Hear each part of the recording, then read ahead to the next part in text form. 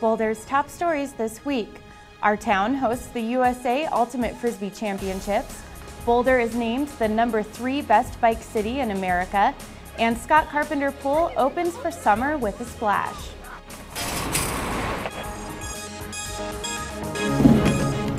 Welcome to Inside Boulder, featuring topics and stories that impact the community of Boulder, with Patrick Von Kaiserling and Jennifer Bray. And on the news desk, Natalie Wood and Mike Benuelos bring you the stories making headlines in the community this week. Inside Boulder News starts now. Welcome to Inside Boulder News. I'm Natalie Wood. Last weekend, Boulder hosted some major events which drew big crowds to town. Over 50,000 people participated in the Boulder on Memorial Day, and many also checked out the Boulder Creek Fest and attended the USA Ultimate College Championships. The Ultimate Frisbee Championships took place at Pleasantview Sports Complex, which was also the site of last year's games. The 4-day tournament hosted 40 women's and open division teams from universities across North America.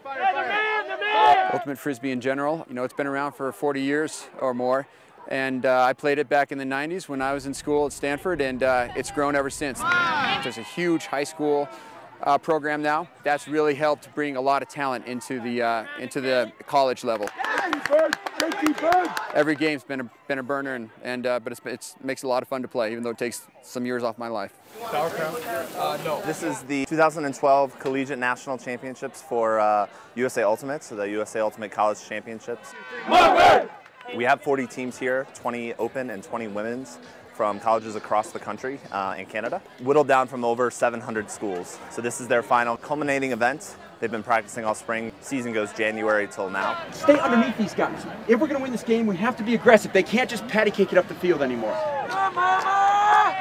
We've been a reasonably successful team. We have the record for the most consecutive national championship appearances right now, at least for the tournament. We just got done playing Carleton, which is one of the best teams in the nation, and a team that we were hoping to beat, and we were up on them for much of the game, but in the end we just didn't quite have the depth to come through, so that's a little bit disappointing for us. But it's good. It's good for our young team. It's good. It's quite a bit of good experience. It's been a whole year of basically redoing everything that we've learned, just because there's so many new players out there. So I think we can be proud of the way that we've performed so far. You guys showed something out there, and I'm proud of you guys. Thank you. Out of the 40 teams competing last weekend, CU's Mama Birds took 9th place in the championships.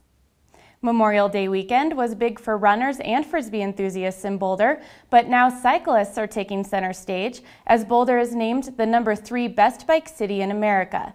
Bicycling Magazine awards Boulder that ranking in their July issue, which went on newsstands May 29th. Here's more on what makes Boulder a great place to ride. It's not the first time Boulder's received this title.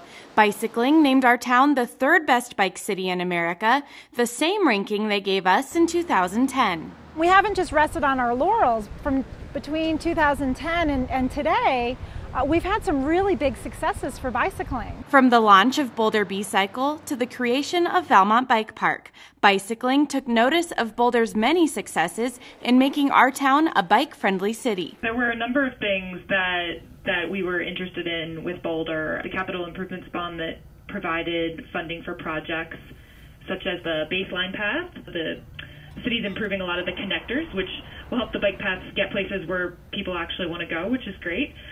We were also impressed by Valmont Park because of the way that cyclists of all abilities could enjoy it, from pros to kids to families, and also the strong network of bike lanes, of course.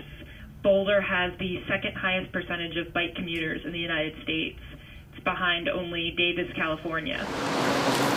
Over 15% of trips are completed by bike in Boulder, but with the creation of Valmont Bike Park, the city has promoted biking as more than just a form of transportation. We've actually instituted cycling as recreation, and people can actually come out just like they would for tennis or swimming or any other recreational sport. They can come here and actually recreate by bike.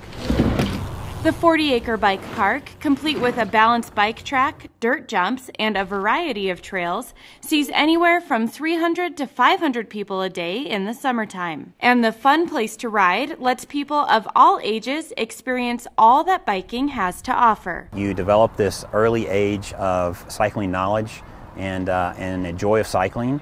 And if you see the kids cycling at an early age with their families, with their friends, I think you perpetuate that into other modes of transportation. This summer, Boulder will host one of the biggest events in cycling when the USA Pro Cycling Challenge finishes on Flagstaff Mountain in August. This year, Portland, Oregon has reclaimed the title of Best Bike City in America, and Minneapolis, Minnesota came in second. You can check out the July issue of Bicycling for the complete list of America's 50 best bike cities.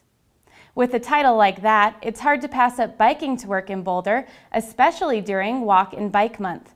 This June, there are plenty of events to keep residents walking or riding to work on two wheels, including bike rides, classes, tours, and hikes. On June 3rd, cyclists are invited to circle Boulder by bicycle in the 15th annual B360. Go Boulder's Marnie Ratzel says the leisurely ride is a great way to explore the city's extensive bike system. It's an opportunity for families to explore the new facilities that we've built in the past year. So every year the route changes. It's never stale because we're always building new facilities. And it's a time to have the whole family come out and start exploring our system. You can find out more about the B360 and other Walk and Bike Month events on the city's website. This month winds down with Bike to Work Day on June 27th. And if you need to cool off from all that activity, you may consider taking a dip at Scott Carpenter Pool, which opened last weekend. The outdoor pool at Scott Carpenter Park has lap lanes, a kiddie pool, and a big yellow water slide. The hot spot for kids and swimmers who want to cool down this summer is celebrating its 50th year in operation. Scott Carpenter Pool and Park is 50 years strong this year. It's really pretty incredible that we've had a public pool last for 50 years it's had some renovations, but not dramatic renovations, so we've been lucky that we've had this facility for so long. They had their last day of school on Thursday, so Friday we had a free day for the kids. We had about 200 people come midday and they were having a wonderful time. Kids are excited to be out of school, and usually the outdoor pool is the first place that they go running. Scott Carpenter Pool will be open through mid-September, and Spruce Pool opens for summer on June 2nd. For more on hours and events at Boulder's pools, visit boulder.aquatics.org. That's all the time we have for this week. You can connect with Inside Boulder News on Facebook by submitting news tips and questions. Just search for City of Boulder Channel 8. Thanks for watching, and stick around for more Inside Boulder next.